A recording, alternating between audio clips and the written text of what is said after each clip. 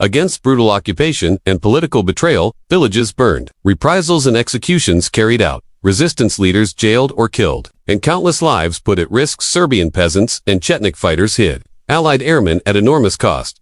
Their courage made possible the evacuation of 512 Allied personnel, forged lasting bonds and eventual, if delayed, recognition, turning sacrifice into survival even as many heroes were silenced by post-war politics. August 2, 1944. At midnight, a single American plane circled over central Serbia, territory under German control. Below, on a mountain meadow near the village of Pranjani, a signal fire smoldered. The pilot saw it and moved in. 3 silhouettes leaped into the night. Parachutes billowed, vanished among the trees. Captain George Mussolini, 29, a Serbian-American born in New York and raised in Pennsylvania, who had played college football at Pittsburgh 1937 national champions and later in the pros in Chicago, St. Louis, and Pittsburgh. A large, tough man, fluent in Serbian, was one of them. He worked for the Office of Strategic Services, the OSS, America's wartime intelligence service and predecessor to the CIA.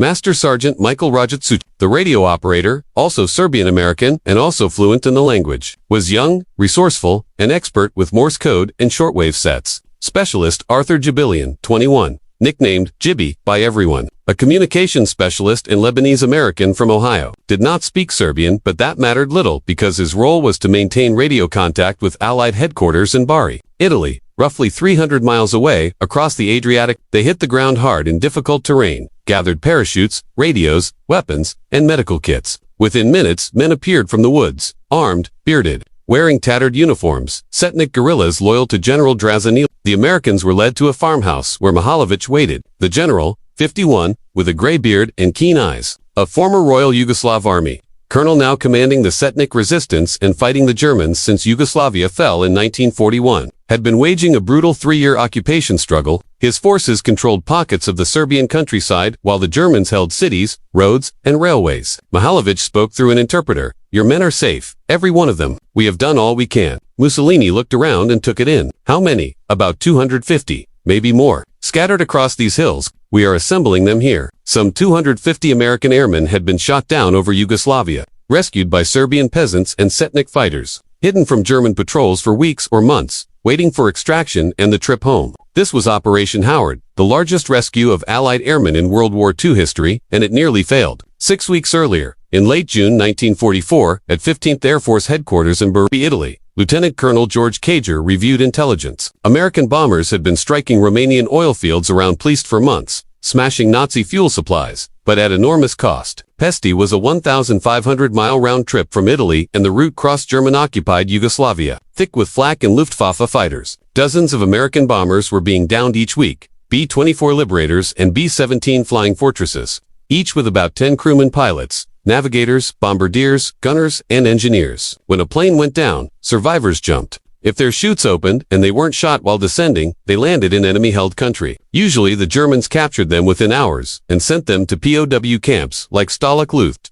3 or Stalag 17B if they were fortunate. If not fortunate, local collaborators handed them to the Gestapo or SS, who sometimes executed them as reprisals for Allied bombing. Intelligence intercepts and coded reports from occupied Yugoslavia, however, showed a different pattern. American airmen were being hidden by local Serbs, dozens, perhaps hundreds, sheltered by Chetnik forces under General Mihailović. The complication was political. Britain had backed Mihailović early in the war, supplying liaison officers, arms, and provisions. By 1944, British policy shifted. Winston Churchill now supported Josip Broz Tito, the communist partisan leader, trained in Moscow, believing Tito was fighting the Germans more actively than Mihailović. Churchill cut off aid to the Chetniks, withdrew British missions, and urged the United States to follow. Washington deferred to London. President Roosevelt trusted Churchill on Balkan matters. American liaison officers were pulled out of Mihailović's area in May 1944, leaving the general isolated, no Allied backing, no supplies, no official recognition, only his men and the Serbian villagers who sheltered them. But the downed Americans remained hidden in villages, waiting to be rescued. The 15th Air Force refused to abandon them. Somebody had to go in, organize an evacuation, and risk everything. George Mussolini volunteered. He had been in Yugoslavia before, in October 1943, parachuting into Mihailović's headquarters on an American mission. He spent months with the Chetniks and witnessed how they treated Allied airmen with respect, protection, and generosity. Serbian villagers shared food they scarcely had, hid airmen in barns, cellars, and attics. and risked execution if discovered. Whole villages could be burned, men shot, and women and children deported to labor camps. Mussolini returned to Italy in May 1944 with 40 rescued airmen evacuated by British planes, just before Allied missions withdrew. In Bari, he filed reports and debriefed superiors. Telling the truth, Mihailović was still rescuing Americans and waiting for support that would never arrive. "We must get these men out," Mussolini insisted. "Mihailović's people are risking everything. The Germans know Americans are being hidden here, and patrols are increasing. It's only a matter of time." His commanders agreed in principle, but the British opposed action to politically fraught. Helping Mihailović would antagonize Tito and complicate Allied relations with the Yugoslav partisans. American planners needed British cooperation, aircraft, and logistic support in Italy. Mussolini circumvented the usual chain of command and went straight to OSS Director William Wild Bill Donovan, laying out the facts. Some 250 American airmen trapped behind enemy lines, allies unwilling to help because of politics, and men would die due to bureaucracy. Donovan took the matter to President Roosevelt, explained that American boys shot down over Europe were being sheltered by Serbian peasants and needed to be saved. Roosevelt approved the mission and ordered British cooperation. Churchill's government accepted, albeit reluctantly. Operation Howard was greenlit, but time was short. German intelligence knew Allied airmen were in Serbia. Patrols intensified, rewards were offered for information, and reprisals were threatened against villages suspected of harboring Americans. Meanwhile, Tito's communist partisans were closing on Mihailović's area, a civil war inside the larger war. Tito sought to eliminate rivals before Germany fell. If partisans reached Pranjani before evacuation, the airmen could become hostages and bargaining chips in Yugoslavia's savage internal struggle. Mussolini put together his team, Rajat Sucic and Jabilian, both volunteers who understood the danger. They would parachute into occupied Serbia, link up with Mihailović, organize the airmen, cut a makeshift airstrip, and coordinate evacuation flights with the 15th Air Force, all while evading German patrols and partisan forces and keeping 250 frightened, exhausted, and wounded American airmen, concealed and alive. The first try failed on July 15, 1944, when an aircraft malfunction forced abort. The second, on July 20, was beaten by bad weather, heavy clouds over the Balkans. The third attempt, on July 28, suffered a navigation error. Pilots couldn't find the signal fire, circled for an hour, and deemed it too risky to jump blind, then returned to Italy. Mussolini was furious. Each delay raised danger, gave the Germans more time, and drained the spirits of the men waiting in the mountains. The fourth attempt came on August 2, 1944. Clear skies, precise navigation, and the signal fire visible for miles. Mussolini, Rajat Sucic, and Jabilian jumped at midnight, landed safely, and made contact with Chetniks within minutes, reaching Mihailović's headquarters by dawn. The general greeted them with relief. "Your men are ready. We have been waiting." Mussolini took stock. More than 250 airmen. Some had walked in alone after being shot down. Others had been escorted in by Serbian villagers had risked everything to move Americans through German checkpoints, hiding them as peasants, stowing them in wagons beneath hay and potatoes, and moving them through forests by night. The airmen were worn out and terrified, many injured from bailouts and crashes with burns, broken bones, and shrapnel wounds. Chetnik medics did what they could with scant supplies. Serbian families shared meager food, bread, goats, milk, and plum brandy, the local rakia, which helped morale. But time was slipping away. A German garrison at Kočak, 20 miles southeast, with a Luftwaffe airfield, fighters, and reconnaissance planes, threatened disaster.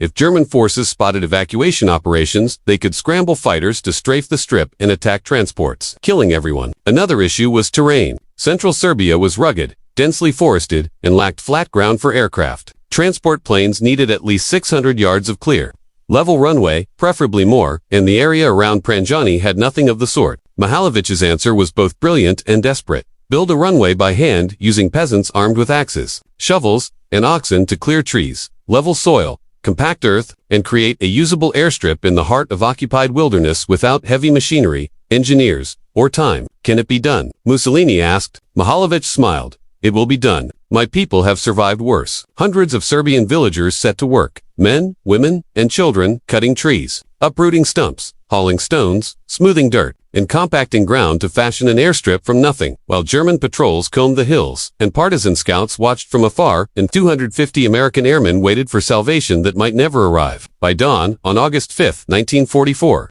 the makeshift runway at Pranjani was taking shape, roughly 600 yards long and 40 yards wide, carved from the wilderness by hand, with Serbian men swinging axes, women hauling rocks, children carrying dirt, and oxen pulling stumps. Everyone worked without rest. Captain Nikola Ver, an engineer and former Royal Yugoslav Army officer, now with the Chetnik, supervised construction. Pacing distances and eyeballing levels without surveying tools or blueprints, only experience and desperation. The strip had to be flat enough to land on, sturdy enough to bear 15-ton aircraft, and long enough for takeoff with a full load. The Germans were about 20 miles away, sweeping the hills each day with patrols and sending reconnaissance planes over the region frequently. Any odd movement would bring inquiries, Wehrmacht units, SS squads, Gestapo interrogators, and the outcome would be devastating. Mass shootings, burned villages, everyone implicated killed. So, the Serbs labored at night, hiding lantern light and speaking in whispers. When German aircraft passed during daylight, villagers drove livestock onto the makeshift strip to make it seem like ordinary pasture, cows grazing, sheep roaming. Nothing to arouse suspicion. George Musalin watched the progress with a mixture of admiration and worry. The runway neared completion, but linking up with Italy was tricky. Radios were spotty, weather fickle, German patrols constant, and more airmen kept turning up. There were now over 250 scattered among local hamlets. First Lieutenant Richard Fellman, a B-24 bombardier, shot down in April 1944, had been hurt during his bailout and hidden in a barn for 2 months by Serbian peasants. Second Lieutenant Nick Petrovic, a B-17 tail gunner and Serbian-American from Chicago, spoke the language and helped translate for others. Staff Sergeant Tony Orsini, a radio operator from Brooklyn, had the thick accent of an It. Their stories followed the same grim script: missions to Playesti, flak, engines struck, fire, bailout, parachutes opening, landing in unknown mountains with no idea whether they'd be captured or killed. Then villagers appeared, elderly men, women, children, offering food, shelter, and sanctuary despite the mortal danger. One airman fell into a field near Tovo and was taken in by a farmer who fed him, hid him in a cellar, and whose wife dressed him in civilian clothes while their daughter brought bread and water each day. The family had almost nothing but gave everything. Another man, badly burned, was carried miles through rough country by Chetnik fighters to a Serbian doctor who treated him without anesthesia and with scant supplies. Using improvised dressings and plum brandy as disinfectant, bolstered by prayers, the generosity was astonishing. Under brutal occupation with food scarce and punishment for helping Allied personnel carrying the death penalty, thousands of Serbs nonetheless risked everything to shelter strangers. Musalin felt the pressure acutely. Each passing day increased peril, and every new rescued airman raised the stakes. If the Germans uncovered the operation before evacuation, 500 people, Americans, Serbs, and Chetnik alike, could be slaughtered. He radioed Bari at 15th Air Force Headquarters. Captain George Cager received the report. The strip was ready and more than 250 awaited evacuation. Advise. Cager coordinated with Bomber Command and the crews of C-47 transports. The Douglas Skytrain that was the Allied workhorse and could carry about 25 passengers but required roughly 600 yards of good, level runway for a safe takeoff at full load. Prenjani was far from ideal, a dirt field, uneven and hemmed in by trees and mountains. Landings would be perilous. Taking off loaded wood border on suicidal. Yet there was no other way. The airmen could not trek out. Too many were wounded, and German patrols and Tito's advancing partisans closed every route. If communist forces reached Prenjani first, the airmen risked being seized as hostages in the bitter Yugoslav civil struggle. The evacuation was set for the night of August 9, 1944, for C-47s flying in silent, landing quickly, loading, and returning to Italy. Execution would be insanely hazardous. On August 8, the situation worsened. German reconnaissance sorties increased. Luftwaffe spotters circled and photographed the area, and it became clear something had aroused suspicion. Mihailović acted. He ordered livestock released onto the strip to graze, so the site would look natural. When German planes overflew, at midday, they saw animals and peasants and found nothing unusual, then departed. As midnight neared, the airmen gathered -255 in all, mostly Americans with some British and a few Frenchmen. They'd been briefed to keep silent and stay concealed until the last moment, though boredom and nerves gnawed at them. No luggage, just themselves. Serbian families clustered to say farewell, tearful and emotional. They had fed and sheltered and protected these men at extreme risk. An old woman pressed a piece of bread into a pilot's hands despite his attempt to refuse, insisting he take it for the journey. A young girl gave her scarf to a bombardier and begged him to remember them. He vowed he would. At 1:30 on August 9th, the distant drone of engines grew louder, and for C-47s approached from the south without lights, navigating by starlight and radio. Specialist Arthur Gabillion sent the final coordinates as signal fires glowed at each end of the strip. Low and faint, but sufficient for an approach. The first transport descended, lined up with the markers, dropped low to clear the trees by only about 20 feet, and touched down hard on the dirt, bounced, and settled as reverse thrust dragged it to a stop. The second, third, and fourth followed with rough hair-raising landings. Side doors opened, crews scrambled out, and the call was simple: load, move, go. Airmen ran and clambered aboard 25 squeezed into each plane.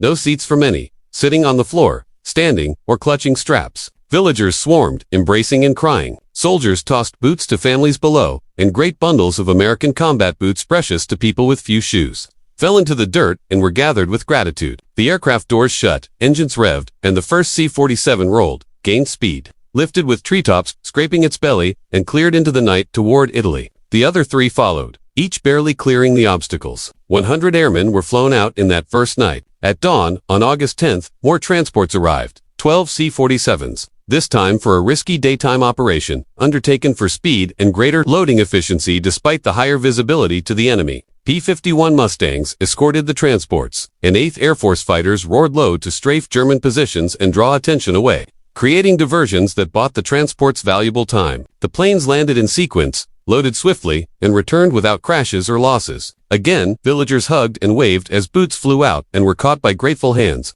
Over 2 days, 241 airmen were evacuated, though more than 450 still remained hidden. The effort continued in waves. For more planes on August 12th, 6 on August 15th, 3 on August 18th, and further sorties every few days, each carrying more men to safety amid tearful goodbyes. But pressure mounted. German intelligence closed in, patrols tightened, Luftwaffe fighters probed, and Tito's partisans pressed eastward into Chetnik-held zones. Time was slipping away. Richard Feldman remembered climbing aboard his flight on August 27th and searching for words to thank the farmer and his family who had kept him for 4 months. The farmer's simple reply, "Go home, live, be happy," was thanks enough. As the C-47 rose, Feldman watched Pranjani recede and vowed never to forget. By September 5th, Operation Howard had flown out over 400 men from Pranjani, though others remained scattered. New strips were cleared deeper in Chetnik country, places like Balani and Kuchiva, to stay farther from German lines.